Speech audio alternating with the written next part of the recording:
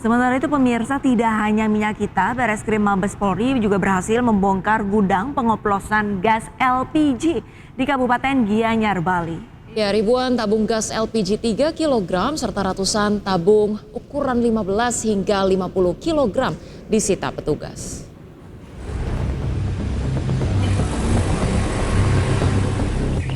Jelang Hari Raya Nyepi dan Idul Fitri, Direktur Tindak Perdana Tertentu Bareskrim Polri berhasil mengungkap kasus penyalahgunaan liquefied petroleum gas atau LPG tabung 3 kg bersubsidi pemerintah di Banjargria Putri, Desa Singapadu Tengah, Kecamatan Sukawati, Gianyar, Bali. 4 orang ditetapkan tersangka, masing-masing berinisial GC, BK, MS, dan KS. Para tersangka membeli LPG tabung 3 kg bersubsidi yang masih penuh, kemudian mengoplos di gudang, kemudian disebarkan. Aksi para tersangka diakui telah berlangsung selama 4 bulan dengan penjualan rata-rata 100 tabung LPG 12 kg dan 30 tabung LPG 50 kg per hari. Total keuntungan yang didapatkan para tersangka diperkirakan mencapai 3,375 miliar rupiah. Pengoplosan adalah dengan cara tersangka GC selaku pemilik membeli atau mendapatkan LPG tabung gas 3 kg subsidi yang masih berisi atau masih penuh dan LPG tabung gas 12 kg serta LPG tabung gas 50 kg yang berada dalam keadaan kosong untuk dilakukan pengoplosan di gudang yang dibantu oleh tersangka BK dan tersangka MS sebagai pengoplos, serta dibantu oleh tersangka KS sebagai supir dump truck atau pickup. Menerima hasil penjualan perharinya sekitar 25 juta atau sebulan bekerja. Kalau sebulan kita asumsikan bekerja 26 hari, maka total keuntungannya sebulan adalah lebih kurang 650 juta. Selain mengamankan 4 orang pelaku, petugas juga mengamankan 1.500 lebih tabung gas berbagai ukuran dan kendaraan yang digunakan untuk mengedarkan hasil kejahatannya dan alat pengoplosan gas. Saat ini kasus ini masih dalam penyelidikan lebih lanjut oleh Direktur Tindak Perdana Tertentu Bareskrim Polri untuk mengungkap keterlibatan pihak lain dan menjamin tidak ada lagi penyalahgunaan LPG bersubsidi yang merugikan masyarakat. Dari Gianyar, Bali, Indira Ari, iNews melaporkan.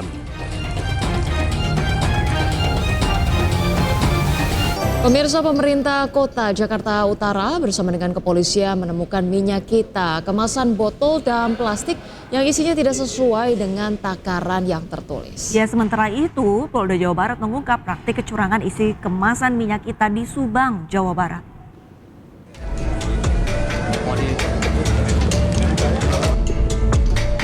Pemerintah Kota Administrasi Jakarta Utara bersama pihak kepolisian menggelar sidak di Pasar Waru, Kecamatan Koja, Jakarta Utara, Selasa siang. Dalam inspeksi mendadak ini, petugas menemukan 2 produsen minyak kita kemasan botol maupun plastik 1 liter yang isinya tidak sesuai dengan takaran tertulis. Atas temuan ini, pihak kepolisian Jakarta Utara akan menindak tegas produsen minyak tersebut. Dari 3 sampel yang kita uji, itu ada sampel yang memang full isinya 1 liter, tapi 2 sampel setelah kita uji isinya berkisar antara 800 sampai 900 mili, jadi tidak memenuhi 1 liter. Dan yang satu itu PT yang sudah dalam penyelidikan dari Bareskrim Polri, dan yang satu lagi akan kita dalami, akan kita lakukan penyelidikan, ya, apakah betul PT tersebut memang produksi di bawah dari 100 mili. Sementara itu, Polda Jawa Barat mengungkap praktik kecurangan isi kemasan minyak kita di sebuah rumah yang dijadikan pabrik di kawasan Subang, Jawa Barat. Dalam pengungkapan tersebut, pria berinisial K, pemilik pabrik minyak kita, ditangkap polisi dan ditetapkan sebagai tersangka. K yang pernah bekerja di pabrik minyak goreng sebagai komisaris ini dengan sengaja memproduksi dan mengedarkan minyak goreng sawit menggunakan merek minyak kita yang tidak memenuhi SNI, yakni dengan mengurangi takaran. Minyak kita dengan berat bersih atau neto kurang dari 1 liter. hanya kurang lebih 760 ml. Jadi kurang dari 1 liter. Pelaku telah memproduksi sekitar 44 ton minyak dan mengedarkan ke pengecer pasar dengan harga di atas head Rp15.700 sampai Rp16.000 dengan keuntungan selama sebulan Rp266 juta. Dalam aksinya, pelaku memanfaatkan izin perusahaan yang sudah kadaluarsa atau telah dibekukan oleh Kementerian Perdagangan. Berakhir izin NSI-nya pada awal Januari 2025 ini dan telah dibekukan, makanya untuk operasionalnya tidak berizin. Terus keberadaan K itu dia menggunakan K seolah-olah bahwa ini sudah ada izin, padahal sebenarnya tidak resmi. Selain menangkap tersangka, polisi juga mengamankan sejumlah barang bukti berupa mesin serta ribuan botol minyak kita siap edar. Tim Liputan iNews melaporkan.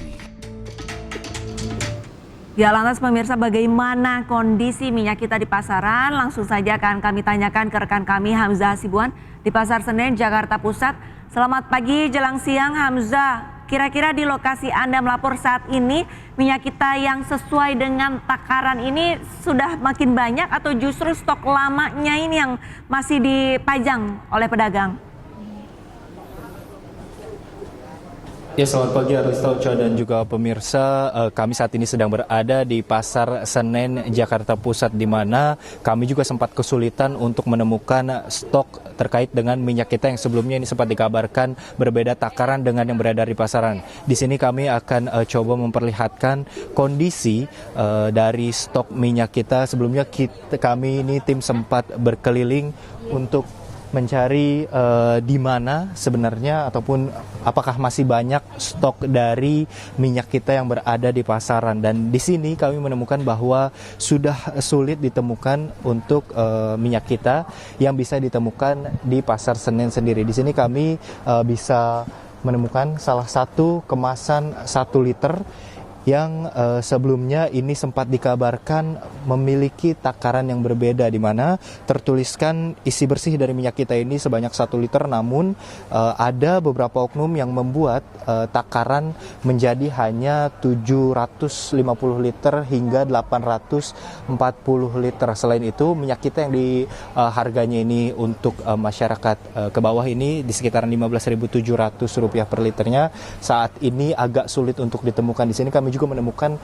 kemasan yang lebih besar, yaitu di kemasan 2 liter minyak kita, dan ini merupakan kemasan yang lebih sulit untuk ditemukan karena biasanya minyak kita ini dijual dengan kemasan per liter, yaitu dengan harga Rp15.700 per liternya. Di mana kami juga sempat bertanya kepada beberapa pedagang yang ada di Pasar Senen ini, setelah adanya kasus minyak kita yang dikabarkan ini berbeda takaran dengan yang tertulis di kemasan ini, masyarakat cenderung untuk tidak membeli terkait dengan minyak kita yang terdapat di Pasar Senen kali ini. Saya juga saat ini akan coba bertanya dengan salah satu pedagang yang ada di Pasar Senen. Selamat siang Bapak, dengan Bapak siapa izin Pak? Saya dengan Bapak Tobing. Oke, izin Bapak, saya ingin bertanya terkait dengan stok minyak kita yang ada di Pasar Senen sendiri ini bagaimana Pak? Kalau stok minyak kita ini agak sulit. Artinya kita mesan 2 dus aja bisa 1 dus, itu juga sulit gitu. Kemungkinan ada karena udah kasus ada kurang dari takaran. Nah, ya oknum lah suaranya gitu. Oke Pak, terkait dengan masyarakat sendiri setelah adanya isu dikurangi jumlah takaran, apakah masyarakat masih membeli minyak kita ini atau gimana Pak? Otomatis dia udah bertanya juga, ini sesuai nggak dengan apa yang tertera di labelnya gitu loh. Nah, banyaknya itu loh. Nah, ya kita cuma menerangi ya sesuai ini kita jual gitu loh. Nah, kalau mengenai isinya kita kan nggak tahu. Nah, gitu aja. Baik Pak, untuk di Pasar Senen sendiri ataupun kios Bapak ini, apakah sebelumnya ada pemeriksaan dari Pemda setempat Pak untuk sidak terkait minyak kita ini Pak? Kalau di tempat saya ya, umumnya belum ada sih sidak. Nah, mungkin suatu saat mungkin mereka datang atau mungkin di sebelah atau di dalam kios ada mungkin. Baik, terima kasih banyak Bapak atas waktunya. Ya, Arista Ocha dan juga pemirsa, selain dari minyak kita, ini kami juga sempat memantau harga dari beberapa bahan pangan yang ada di Pasar Senen ini terkait dengan hari ke-12 dari bulan Ramadan. Di sini bisa saya perlihatkan, izin Bapak saya memperlihatkan cabai di sini.